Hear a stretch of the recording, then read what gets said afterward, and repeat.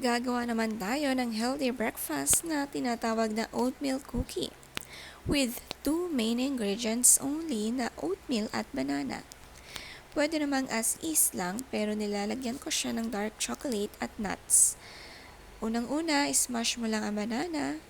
2 saging ang gamit ko dyan. Then add oatmeal. Tansyahan lang basta mas marami ang oatmeal kaysa sa banana. Add walnuts, dark chocolates,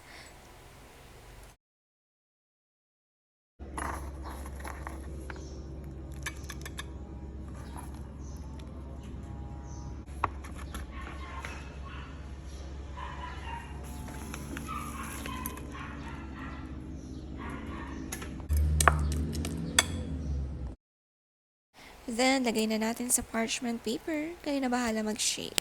Set your oven 200 degrees Celsius for 10 minutes.